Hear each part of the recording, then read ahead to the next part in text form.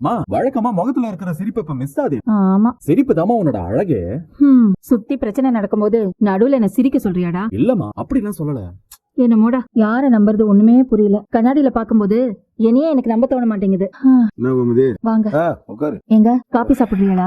இல்ல வேணாம். அப்புறம் சரவணா, அப்பா. நம்ம கோயில் மண்டபத்துல நாளையில இருந்து ஒரு 3 நாள் முகூர்த்தம் கூட 3 கல்யாணத்துக்குமே நம்ம கடையில இருந்தே வந்தே போச்சு. மாமா இல்லன்னா என்னப்பா, அவரோட வேலையை சேர்த்து நானே பாத்துக்கிறேன். அண்ணா, நீ எப்படி நான் ஒத்தாளா எல்லா வேலையும் பாப்ப? நான் இன்னைக்கு கடைக்கு வரேன். ஆமாடா, நீ கடைக்கு வந்தா டிராவல்ஸ் ஆடுறாவாப்பா.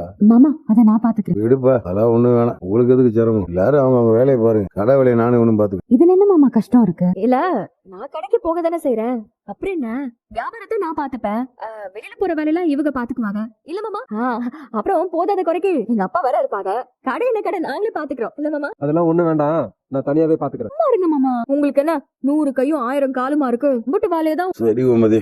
ஏண்டா, நேத்து பள்ளி கடைக்கு போனியாக்க? ஆமா. ஏண்டா ஏழை, எதுக்குடா உனக்கு இந்த தேவையில்லாத வேலையெல்லாம்? மாமா, சண்டை போடுற நோக்கத்தோட எல்லாம் கதர் போல மாமா. அடையாப்பா, நீ வேற. நம்ம நோக்கம் நல்லதாவே இருக்கட்டும்பா. அதுக்காக அதை அப்படியே எடுத்துக்குவாங்கன்னு ஒண்ணும் அவசியம் இல்லைல்ல. இவன் அவனை பார்க்க போக உங்க அண்ணன் தடி மாடு மேல வந்து கை வச்சு எதுக்குப்பா இப்படி சண்டை பிடிச்சு கிடக்கணும்? இதுக்குடா கதிரி இப்படி தேவையில்லாத வேலையை வச்சுக்கிற? இல்லப்பா, நீ எதுவும் சொல்லாதடா. நான் என்ன சொல்றேன்னா அதை நீ கேட்டா மட்டும் போதும். என்னத்த சொல்றது? பழனி வேல்டு ஒருத்தவனை நம்பி இந்த வீட்டுல வச்சிருந்தோம். என்ன